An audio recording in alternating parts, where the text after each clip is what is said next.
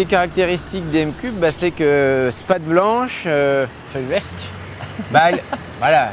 Comment ça? Si c'était pas vert, on n'irait pas jusqu'au bout. Voilà. Ouais. C'est la légitimité qu'on a avec M-Cube, c'est qu'en fait on garantit un rendement maximum parce qu'on remplit le grain jusqu'au bout, mais on garantit aussi que la tige reste de qualité puisque physiologiquement elle est encore vivante.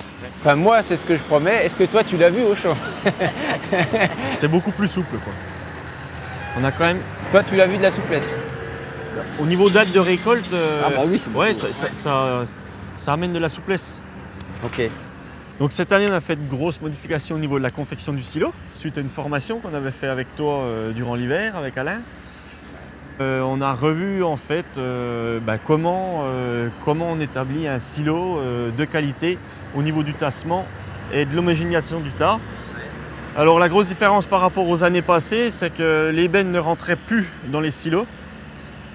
Elle renversait la matière en travers et Devant le silo, nous, ouais. par couche de 5-7 cm à peu près, on étalait du début jusqu'à la fin pour avoir toutes les variétés qu'on a pu ensiler sur la journée d'un bout à l'autre. Chaque benne est répartie Voilà. du début à la On fin. a du travaillé silo. par couche du début à la fin. Ouais, l'objectif étant d'avoir en fait les maïs répartis sur la hauteur et non Ouais. pas de fond Voilà. pour éviter Voilà. les transitions et comme ça. Ok.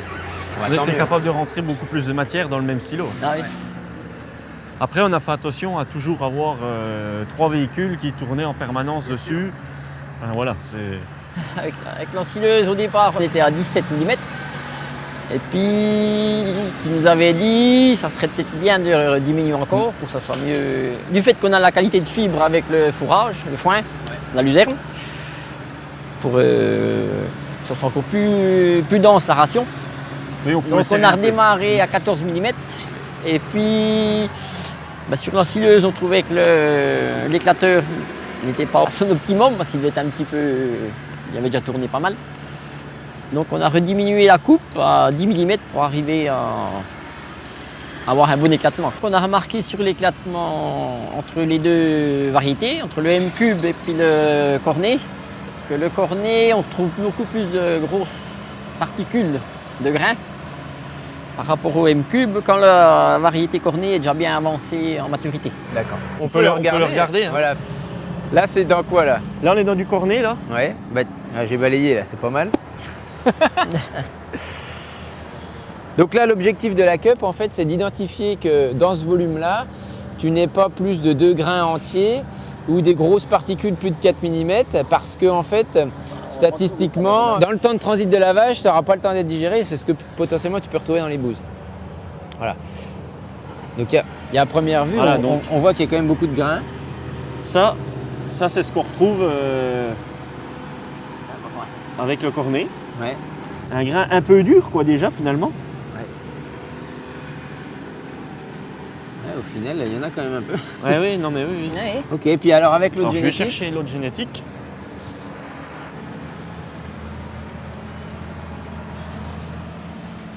Donc ça, c'est le M-Cube.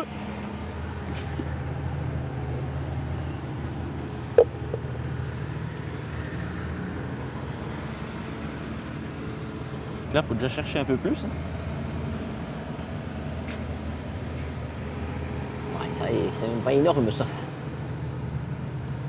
Bah, des vrais entiers, on Oui, là, t'en as pas, on n'en ouais. trouve pas. Alors la différence qu'on peut voir là entre le cornet et puis le M-Cube, c'est d'un côté l'éclatement du grain qui n'est pas forcément adéquat, parce qu'on arrive à retrouver quand même des grains complets qui sont, pour ainsi dire, pas touchés. Et ça, c'est quelque chose qu'on n'arrive pas à retrouver avec le M-Cube. Un grain beaucoup plus farineux et qui se détériore beaucoup plus facilement quoi, avec la machine. On trouve des morceaux qui dépassent quand même la taille standard qu'il faudrait de 0,4. Et là, on est au stade équivalent en maturité. Ok. Donc la différence, elle se fait quand même bien sur un grain corné qui devient beaucoup plus dur.